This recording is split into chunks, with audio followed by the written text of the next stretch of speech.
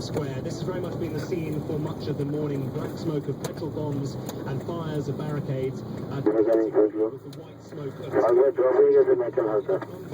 riot police. Also, there have been police trucks in place spewing out arcs of water cannons against the protesters. Now, the authorities said that they entered Taksim Square in order to evict the protesters, in order to move the tents and the banners that have been here during 12 days of protests. They said they did not intend to enter the path adjoining Taksim Square, which has long been the focal point of these protests. And yet, about an hour ago, I saw the police going up the steps into the park. So it's a very, very fluid situation here. Okay. The worst clashes on this square. They've also, as I understand it, been going on for several hours. I mean, have they managed to get many of the protesters actually out of the square, or is it constant running battles? It's a sort of cat and mouse situation. This was clearly an attempt by the Prime Minister to reassert his control and his authority in the central square of the biggest city of Turkey, which has really been under the authority of the protest movement for 12 days. And it seems so far not to have worked, because as soon as the tear gas and water cannons subside, the protesters move back in. So there is this kind of running battle between the two sides. And now it all comes, James, a day before the Prime Minister was scheduled to have talks with protest leaders. That was very much seen as an olive branch, an attempt potentially to break this stalemate through diplomatic means, but that has now been thrown into doubt by the very, very heavy police operation today. Just give us a sense, what are the sort of numbers of protesters who are left in the square? Because I know that over the past few days the sort of pattern has been that it's quite quiet in the morning and then builds up during the day. I mean, are there hundreds, thousands? Well, we're talking about a couple of hundred, probably just hearing some firecrackers going off in the distance. We're talking about a couple of hundred protesters who have been in the square fighting those running battles with the riot police.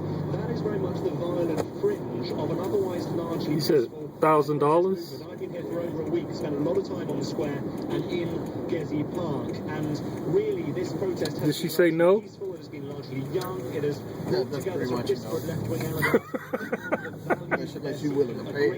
Greater freedom, greater democracy, a preservation of Turkey's secular order. And they themselves have been angry with the hardcore fringe that have turned this protest darker this morning. They've been putting out on Twitter saying that they are not represented by that protest movement. James, I have to say that there is another side of this country as well, which we must not overlook, and that is the huge support that the Prime Minister still commands. This is a man who has won 3 elections. He's been in power for over a decade. He has massively increased Turkey's standing on the international stage. He's been seen as a peacemaker in the Balkans and somewhat in the Middle East. He has opened Turkey's accessions with the European Union.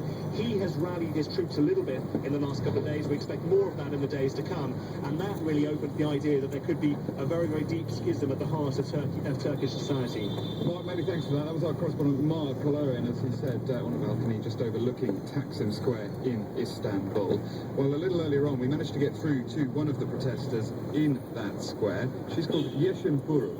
Right now, a couple of thousand people gathered in the Taksim Square again after the attack this morning by the police. Currently, I can see several police vehicles, large ones that spray pressurized water attack you're talking about? pepper cannons. Turkey. And there's quite some police force, and they started throwing pepper gas on people right now. I'm just watching it. They're trying to... People were just gathered peacefully for the press announcement, but the police is interfering right now with brute force, lots of tear gas, and Yeşim, just to be clear, the police are again trying to clear the square, as you say, with tear gas and water cannon. yeah, this is the situation. I can just see some television pictures actually as we're talking, and I mean, people running away obviously from the tear gas, and you say about 2,000 people, 2,000 protesters in the square. Yes. Some of them are on the steps of the park, and the police are attacking. So unbelievable. And in relation, Yeşim, to what happened earlier this morning, were many people injured then? Well, I I've seen about 15 people carried to the infirmary, taken care of by the voluntary doctor, that's far. But I'm not sure about the other people, whether they've been taken to any other nearby hospitals. But the thing is, the police started arriving around 7, and then they started taking their position around 7:30, and they started their assault around 8. Well, they started making announcements saying they just wanted to get rid of all the flags and clean the square. Clean the square of the flags and of the flags that were put on the Atatürk Cultural Center. That was the initial announcement they made. They said, we're not going to interview with the people or at the park. But well, after they cleaned the flags and everything, they didn't back down.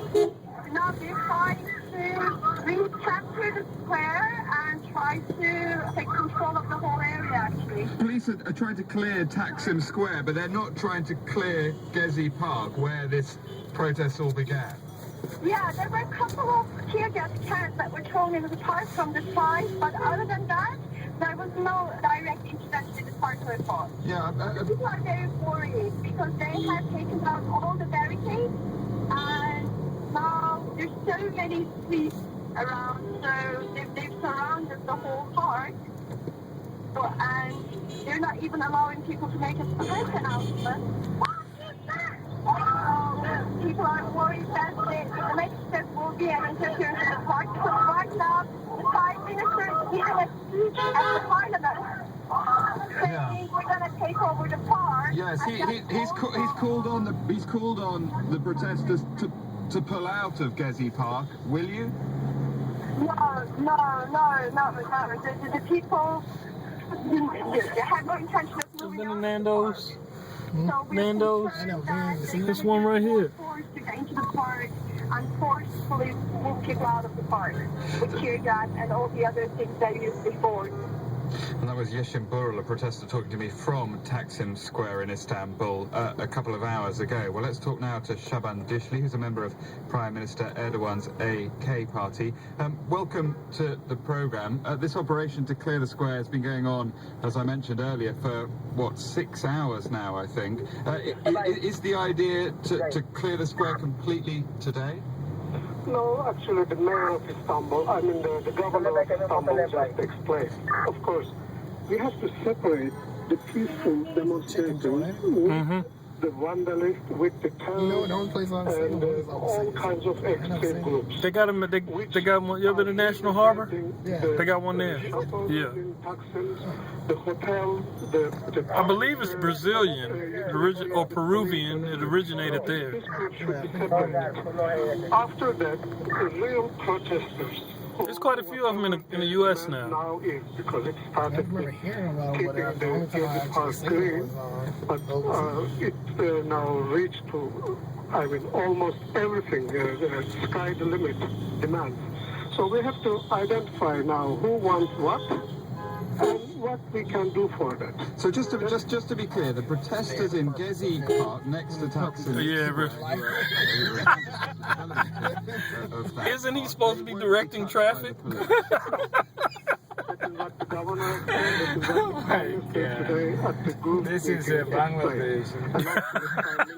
This is how to the representative of the youth, to the representative of the artists and the separate groups, and try to understand what is really needed. But again, the important thing is we have to clarify or distribute and distinguish the protest movers from the vandalist, anarchist, all kinds of extremism. Understood, but I just wonder whether the protesters in Gezi Park understand that. It just seems a slightly strange way to begin talks with those protesters by sending in the police with water cannon and tear gas. The social media is so effective, and the government is continuously, of course, using the TVs, using the public media and the social media and everything to reach to these people, so that to distinguish. Actually, you might have seen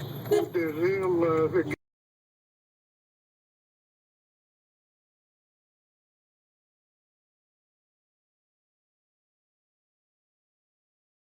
terrorist groups out of their demonstrations. Yeah. When they identify these differences, and I think that it will be easier to reach the solution. Just one quick final question. When all this calms down, what lessons do you think the government has learned from this? Because it wasn't just Taksim Square, it was protests all over the country, wasn't it? Of course, we are in power almost 10 years. Of course, there are different interest groups who might be affected from our policy decisions and our related municipalities, applications, whatever. One thing must be very important. The Istanbul Municipalities Board, with all parties' support, has decided to make this project. Maybe afterwards there was a couple of additions, this and that.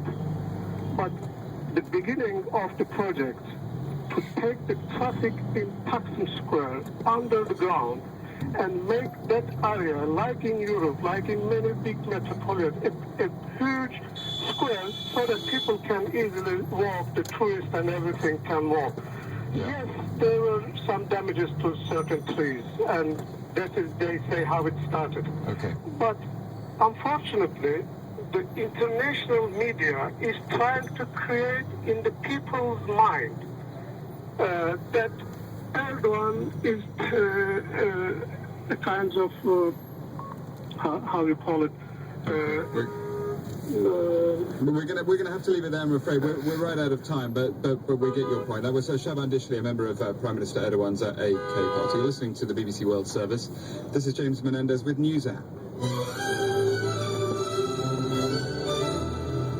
Now, there's growing optimism that peace talks between the Colombian government and left-wing FARC rebels will bear fruit and put an end to a conflict that's lasted half a century.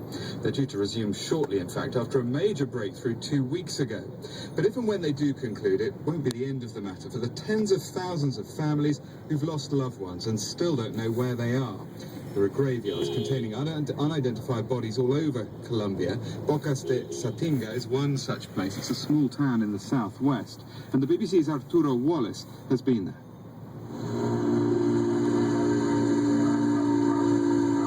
There are no roads into Bocas de Satinga, a small town located on an estuary that lies next to the Pacific Ocean.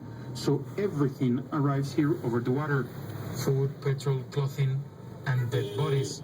The dead bodies that Ángel Segundo Hernández Salazar, better known as Chaín el Mago, has been recovering and burying for more than a decade. I do it because that's the way I am. Because it saddens me to see the corpses going down the river. Their rivals swollen. Because with corpses, you know, it's always the same. You dump them on the water and they sink. But 24 hours later, they float. And when they float, they come here.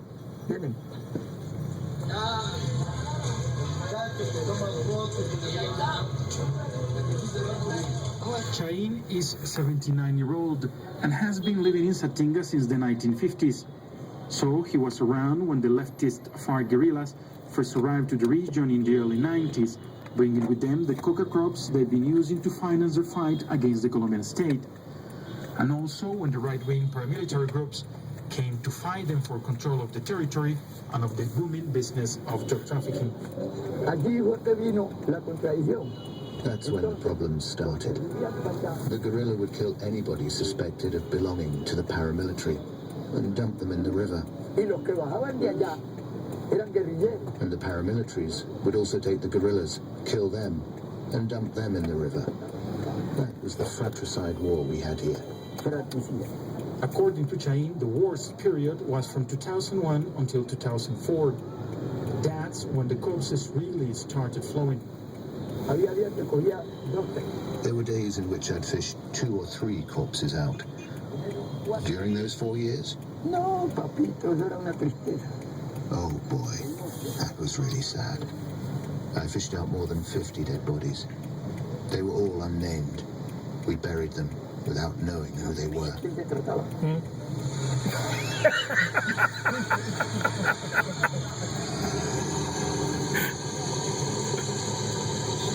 The situation near Satinga is much better now, and the people that come and go with their boats packed with fish or plantains are more likely to see logs floating towards the neighboring sawmills than dead bodies. But the deadly flow has not stopped completely. Both the leftist FARC and ELN guerrillas still operate in the area. Yes, sure. The Colombian